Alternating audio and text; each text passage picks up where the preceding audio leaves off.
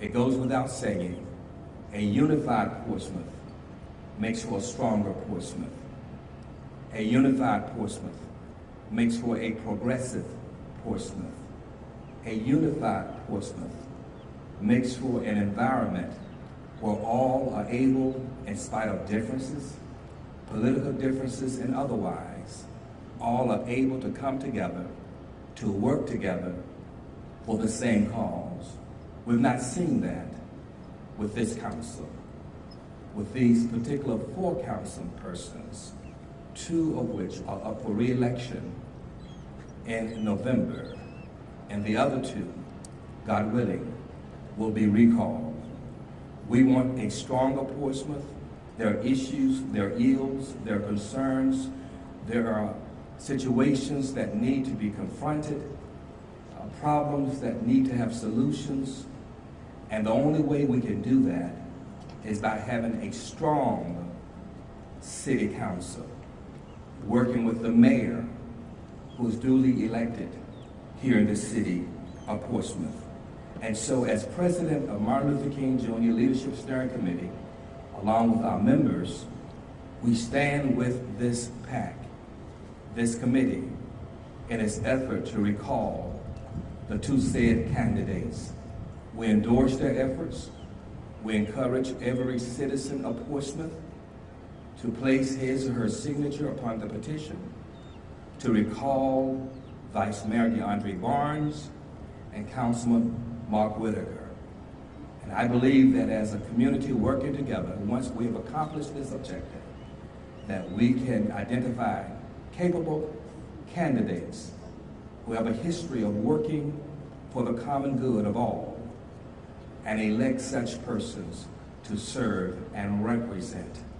We stand as church leaders, community leaders, civic leaders, business leaders, concerned citizens, wanting desperately to reshape the City Council of Portsmouth.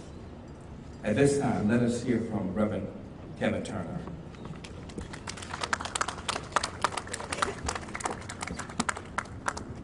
As a member of the Martin Luther King Steering Committee, the Church and Community in Action, a resident of the city of Portsmouth, and a community leader, I say, here we go again.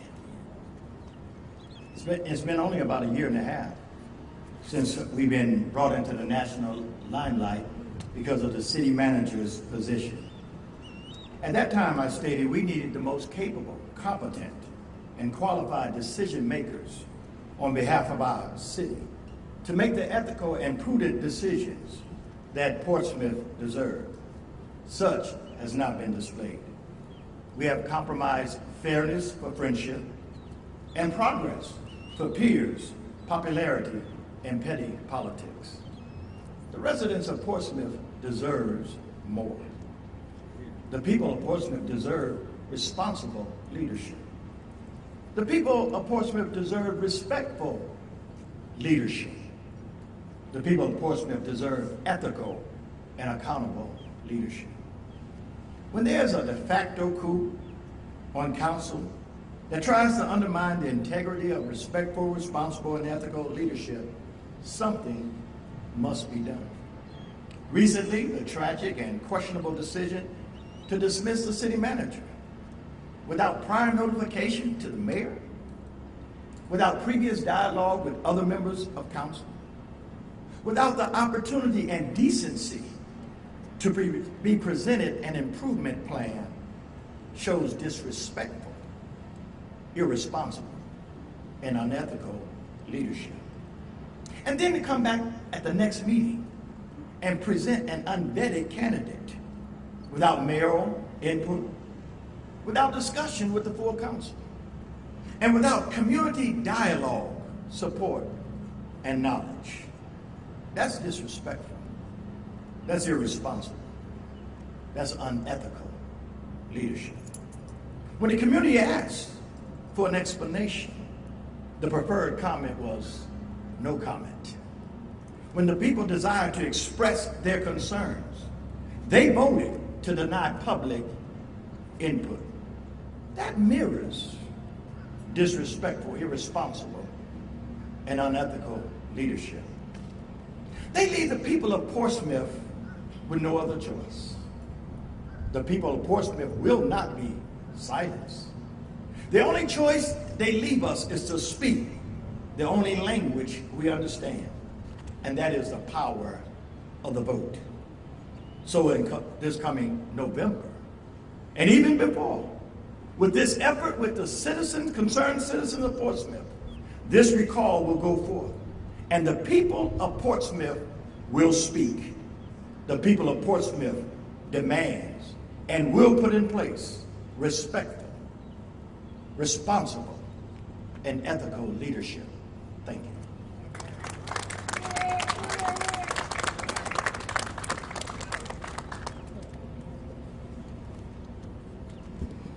Good morning. I'm Mark Gaduldi-Gutrowski. I'm the publisher of PortsmouthCityWatch.org.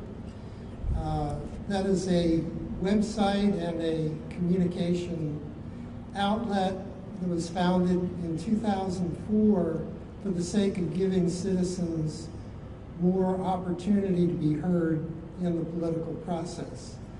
I have been invited into this group to assist in promoting the recall effort, and I will do my best to see to it that it comes to a successful completion. We have had only 2 successful recalls in Portsmouth, and I believe recall is a blunt instrument. It should be used infrequently, and it should be used only when the cause is significant. To me, this is one of those times when the cause is very significant. I worked in the private sector for 30 years, and I supervised people.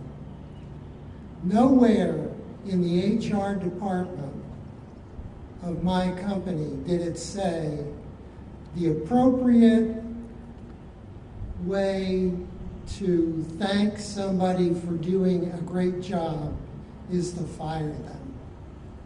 And the fact that there are 4 members on this city council who don't understand that basic principle tells me that they are unsuited for the position.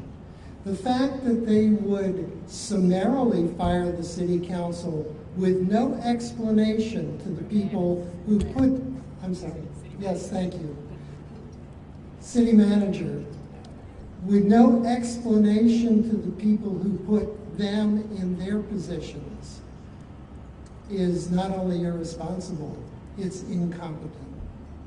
So I support this and will help to bring it to a successful completion. Thank you.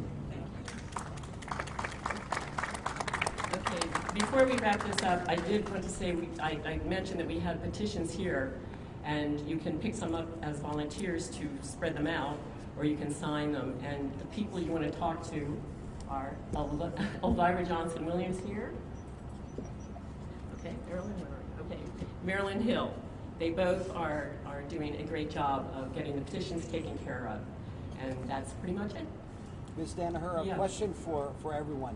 In addition to the removal in as it was described as a coup, what are the other examples of issues that you think warrant the recall for the vice mayor and the councilman?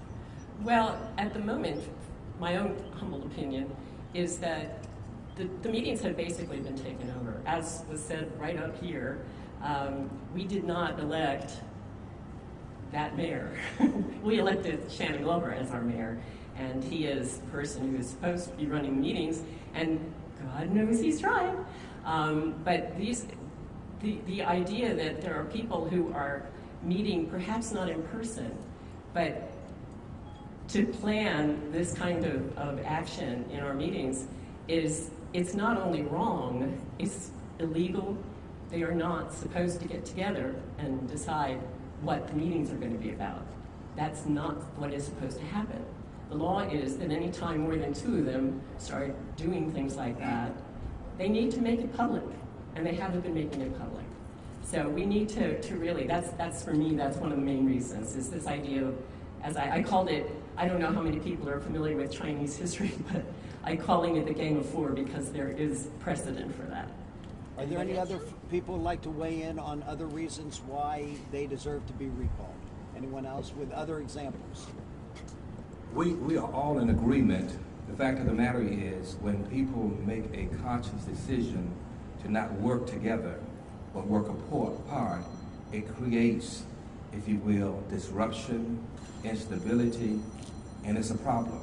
And even making a decision not to hear from the citizens of Portsmouth concerning one of the biggest decisions that a council has to make in regards to the selection of a city manager, not to allow people to speak and voice their concerns, is a bigger problem. We are a democracy, and we should always, number one, have transparency, but number two, give opportunity for all to voice their concerns about any issue, whether you agree with their perspectives or not. And so that's the issue of this council. Pastor, you know this is for anybody who wants to take this question, but anybody who knows the politics in Portsmouth knows there has been discourse in the past. That's been an ongoing thing. So why come forward and do this now? I think just because that's been our past means that needs to be our future. And so we want to make sure we begin to establish the kind of leadership that we want to go forward. The question was, what were the issues? For me, it's one issue, and that's leadership.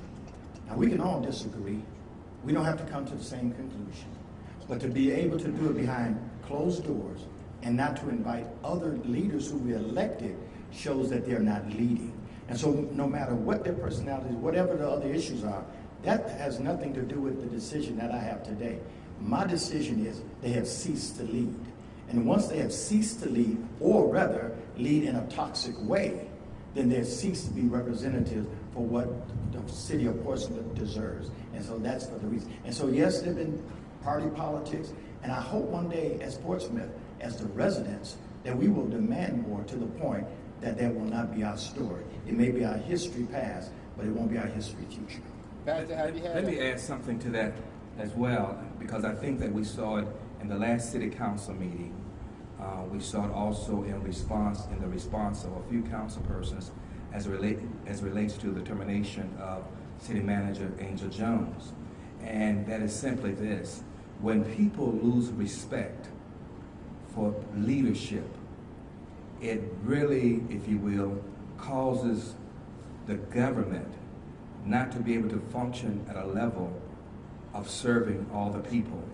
If you recall the last city council meeting that took place in the city of Portsmouth, the public, the general population, those who were there in the city council chambers,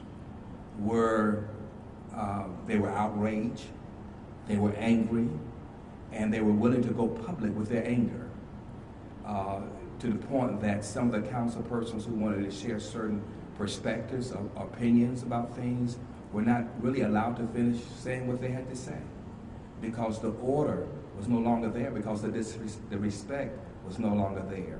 In addition to the fact that Portsmouth is one thing to have discord in the past, concerns and issues that we wrestle with, struggle with in the past, but when you become the embarrassment of Hampton Roads and a national embarrassment, it takes it to another level. And finally, I would say this here: when your leaders stop listening, then it's time for them to be retired. Because we've had opportunity to talk to some of the leaders, to share our perspective, to help them to shape and form their decisions, and they chose a path that was different from what the public wanted, which says to all of us that as leaders, they're no longer listening to the people, but they're following their own directives and agendas. Pastor, you know, both of you pastors, you know these individuals, you've known them for years. Could you talk about maybe efforts that you've had to try to reach them maybe before this meeting today? maybe yesterday, the day before, last week? What were those conversations like before we got to this point, if they happen at all? While I will not share the specifics of any conversations, I will simply say this in a general way, that we have made efforts to speak with not all of them, but some of them, especially the leaders that Martin Luther King Jr. Leadership Steering Committee are responsible for supporting and endorsing. There are some leaders who felt, well, we did not receive an endorsement and we did not receive support from the Martin Luther King Jr. Leadership Steering Committee, and so some of them have closed the door to any conversation. But for those who have received support and an endorsement from us, we have reached out to them, we've talked, and we've talked freely. At the end of the day, their conversation was what it was, and ours was what it was, and here we are, standing with this community group, saying it's time for them to be recalled. So you have spoken to both of these people about what you are doing, is that correct? One of them at least. Who's the from my one you have perspective. not talked to? I have not talked with Vice Mayor. Do you have any proof of any illegal meeting that you are referring to as one of the reasons for this recall? Because they're denying it. Well, let me just say emphatically, I'm not referring to any illegal meetings, all right? And I don't have any proofs concerning any illegal meetings. But what I am referring to is what all of us see in the public, and that is this inability to work together to do what's necessary in order to build a stronger, more unified Portsmouth. And I will say again, as I've stated before, this city did not elect a de facto mayor or a renegade council. The city elected men and women or persons to serve on the council who would represent the interests of the city of Portsmouth.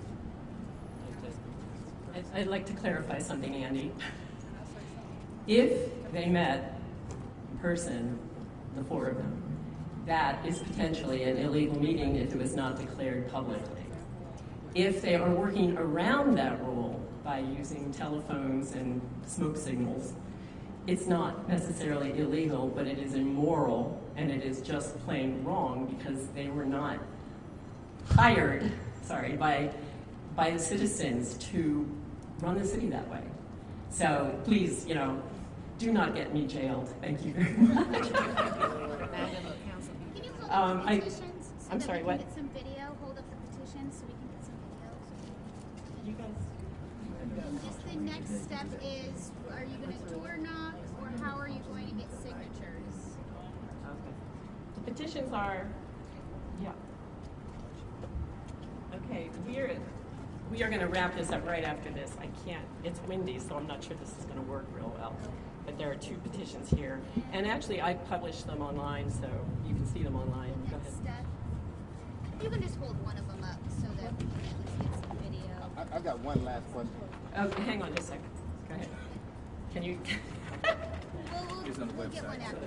It's on the website. It's on the website. There is a council meeting tonight, so we'd like to remind you that you can cover it there, and most of us will be there too, so we can take further business at that time. How many have signed so far? I don't know. I know that for ours, the last figure I heard was several days ago, and it was around 2,000 plus. So we need 10. On a scale of 0 to 10, what is the current state of the city of Portsmouth?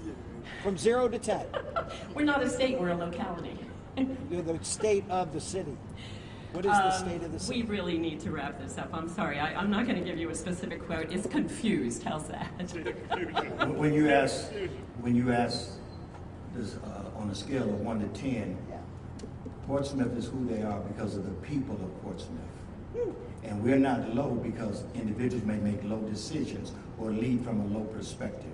We're high because we demand respectful and responsible leadership. And because we're still high, we will put the persons in place that will make Portsmouth the city it's supposed to be. Thank you all. We got to cut it off. It's hot as